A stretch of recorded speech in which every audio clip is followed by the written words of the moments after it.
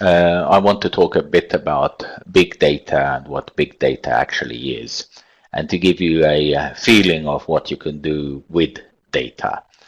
So first of all, I have 6 slides here, and I have taken them into a screen captures from my laptop desktop. The first slide here shows how I learned to do a bit of data manipulation or data analyzing. What I actually did was I went to, and you can see it on the top left here, to courses.edx.org and participated in a online course titled Analyzing and Visualizing Data with Excel. And this actually, what I'm showing you here, is one exercise they had on that particular course. So what they taught us to do on the course, this is a Excel file with a lot of data. What you can see here, this is known as a CSV file. So basically the data is separated from each other with the C, in this case the comma. But this file had a total of not only 30 rows, but a total of 5,500 rows. And that is what we start to analyze. What I did was I had Excel, and you can see that this Excel here, the picture of the Excel is in Finnish, and the Excel version which I had was 2010, and into the 2010 version I had uploaded or actually downloaded to add in features. You can see Power Pivot here, and you can see Power Query. And if you have Excel 2010, you would not have these, but you would have to upload these versions.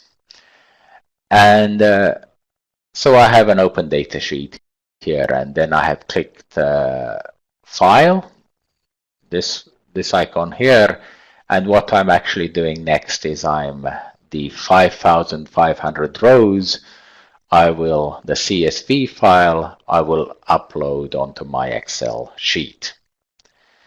The next thing which I have here is I'm using now the Power Query tab, and all the data has been uploaded into the Excel sheet, and I can actually these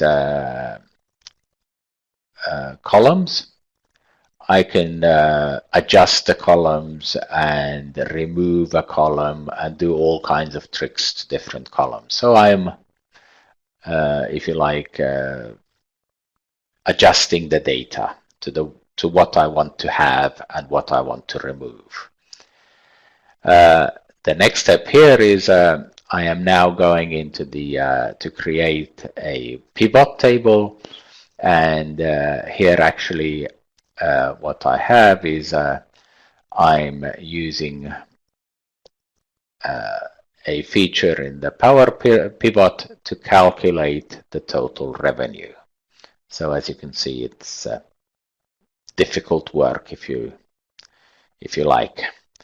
But finally, at the end, after sort of working and playing around with the data, I come up with a dashboard.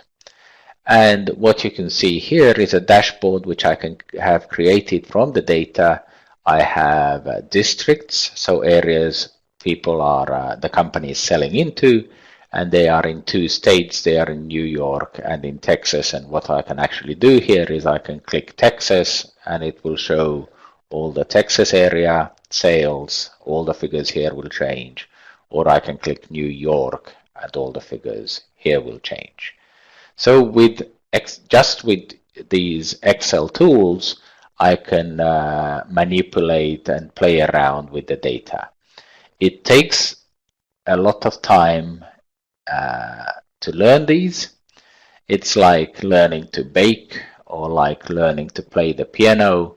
Once you know how to, it sounds beautiful. In this case, it looks beautiful, but you really do need a lot of practice to get it right. The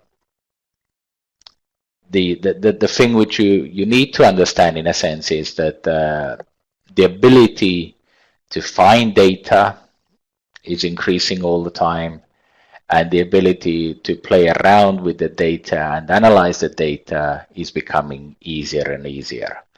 So there are databases all around from which you can get the data and then play around with the data. And the thing which I had here was 5,500 rows, but those guys who are experienced with this, they are not only using Excel, but they're going to other tools which are even more powerful. And at the end of the day, what they come up with is they come out with these dashboards, and the user sort of can get a easy view into the data by just clicking at these dashboards. So I hope you got some idea of what big data means. Thank you.